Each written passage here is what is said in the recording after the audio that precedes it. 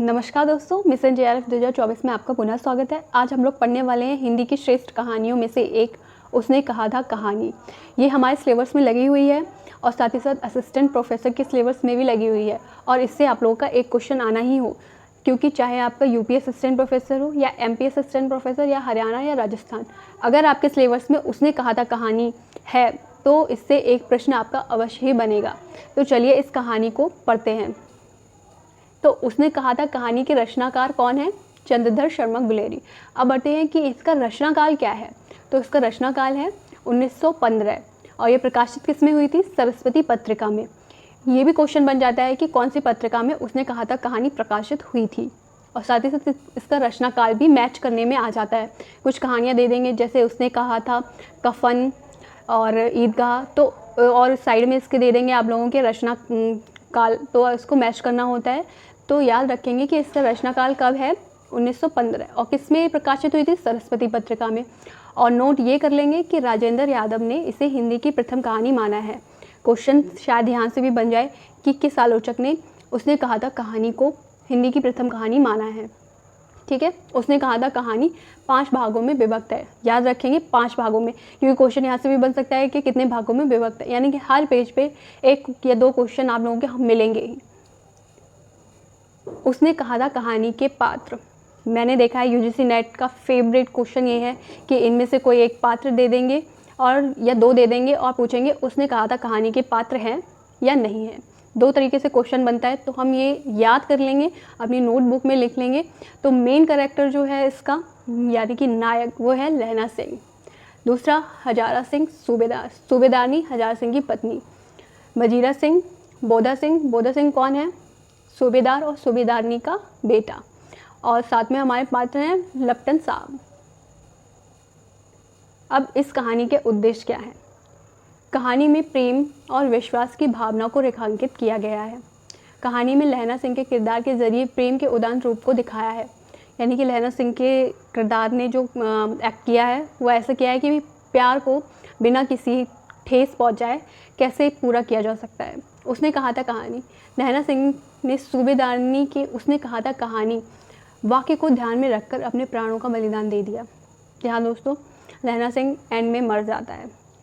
मैं आप लोगों से एक रिक्वेस्ट करूँगी कि ये कहानी आप लोग ज़रूर पढ़ें। ज़्यादा बड़ी नहीं है, आप लोग इसको पढ़ लेंगे। 10 मिनट लगेंगे आपको इस कहानी को पढ़ने में। अगर कहानी नहीं हो तो आप मुझे कमेंट कर दें, मैं आपको उसका लिंक दे दूँगी। इसका कथानक क्या है? प्रथम विश्व युद्ध की पृष्ठभूमि पर आधारित। बहुत इंपॉर्टेंट क्वेश्चन ये बनता है आप लोगों का, बनेगा कि उसने कहा था कहानी किसकी पृष्ठभूमि पर आधारित है? महाभारत पर, प्रथम विश्व युद्ध पर। ऐसे 4 ऑप्शन बना देगा, या फिर ये क्वेश्चन बना देगा कि प्रथम विश्व युद्ध की पृष्ठभूमि पर आधारित कहानी है। तो याद रखेंगे उसने कहा था। कहानी का नायक लहना सिंह है। लहना सिंह ने अपने बचपन में कभी एक बालिका से मन ही मन प्रेम करता था।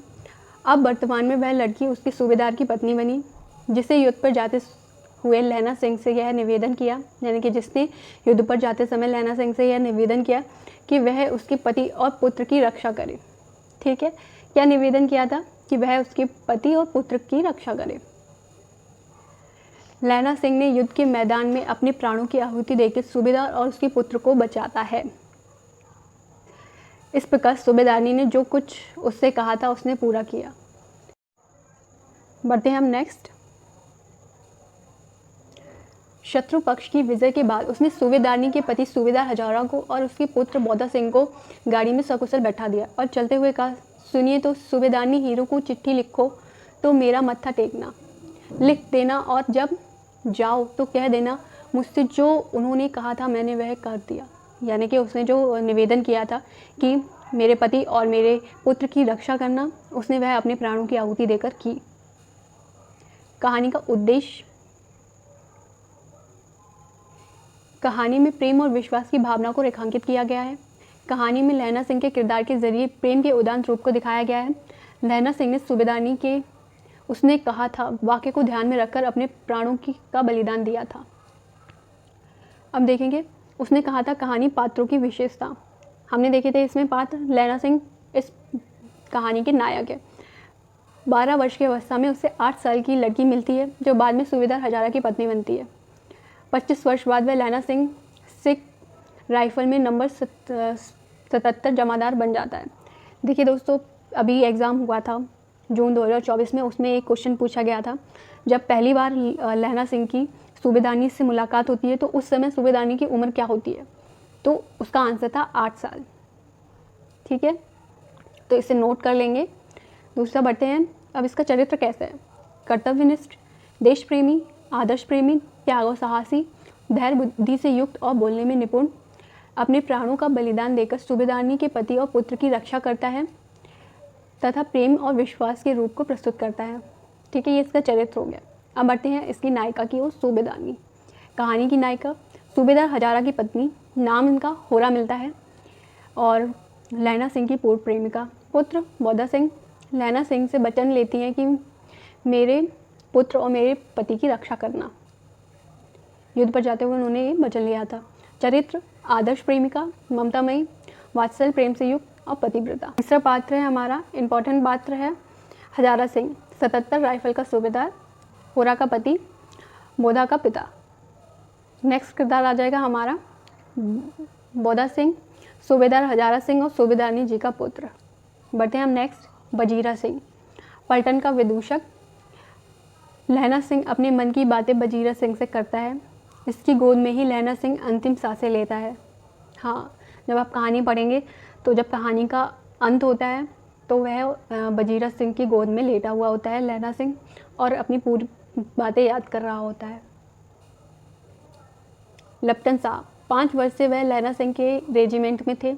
जर्मनों द्वारा मारे गए अथवा कैद कर लिए गए। उनकी वर्दी पहनकर कोई जर्मन आकर हजारा सिंह को आदेश देता है लहना सिंह द्वारा उसे पहचान लेना और मारा जाना। मतलब लप्टन साहब को पहले ही मार दिया जाता है उनके दुश्मनों के द्वारा, और कोई एक दुश्मन उसमें से बेस धारण करके लप्टन साहब का आ जाता है और हजारा सिंह को आदेश देता है। लेकिन उनके आदेश, चाल चलन और हुक्का पीने की जो तरीका था उससे लहना सिंह उन्हें पहचान लेता है और मार देता है। अब सबसे ज़रूरी बात आ जाता है इसमें कि आलोचकों ने क्या कहा है। इसके आलोचकों के जो कथन है वो इम्पॉर्टेंट है और इसमें पूछे भी जाते हैं। किस तरीके से पूछे जाते हैं ये हम वीडियो के एंड में देखेंगे। तो सबसे पहले रामचंद्र शुक्ल, घटनाएं इसकी ऐसी हैं जैसे बराबर हुआ करती हैं, पर उसमें से भीतर से प्रेम का एक स्वर्गीय रूप झांक रहा है, केवल झांक रहा है, निर्जलता के साथ पुकार या कहा नहीं रहा।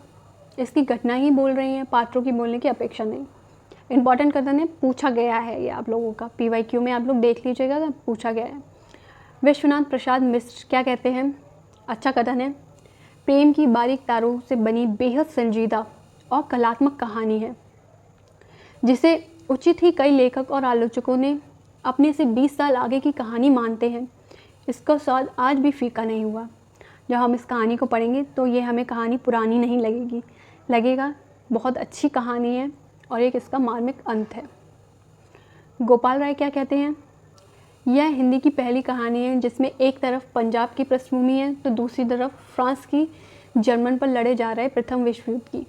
युद्ध और प्रेम के साथ चलने वाली संवेदना का चित्रण की दृष्टि से यह कहानी आज भी अकेली है।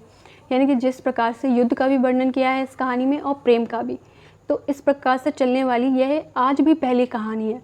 यानी कि दूसरी कहानी, इनके अकॉर्डिंग दूसरी कहानी अभी तक नहीं बनी जो प्रेम और युद्ध को लेकर साथ चले। मधुरेश जी क्या लिखते हैं? उसने कहा था, वस्तुतः हिंदी की पहली कहानी है जो शिल्प विधान की दृष्टि से हिंदी की पहली कहानी को एक झटके में प्रौढ़ बना देती है, आज भी अद्वितीय बनी हुई है। इम्पॉर्टेंट कथन है, और इनका कथन जब ये आप कहानी पढ़ोगे तो लगेगा कि इनका कथन एकदम सही है। विनोद शंकर व्यास, 1915 में प्रकाशित कहानी उसने कहा था, कहानी ने विद्वानों को चंकित कर दिया। हिंदी कहानियों में आज तक इसके जोड़ की दूसरी कहानी नहीं निकली। हिंदी में यह पहली वास्तविक कहानी है।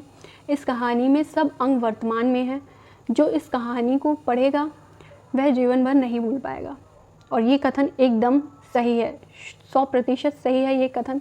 जब आप ये कहानी पढ़ोगे तो आपको लगेगा कि हाँ, ये तो आज का ही वर्णन, वर्तमान का ही वर्णन हो रहा है, और साथ ही साथ इस कहानी को आप भूल ही नहीं पाओगे और हमेशा याद रखोगे और दूसरों को भी सजेस्ट करोगे कि ये कहानी आप पढ़ो। तो दोस्तों, ये था हमारा आज का वीडियो। और अगर आप लोगों को उसने कहा था कहानी पसंद आई, जो मैंने पढ़ा है उसके नोट बनाए आप लोगों को अगर अच्छा लगा हो तो मेरे चैनल को सब्सक्राइब करें, लाइक करें, शेयर करें। Thank you so much.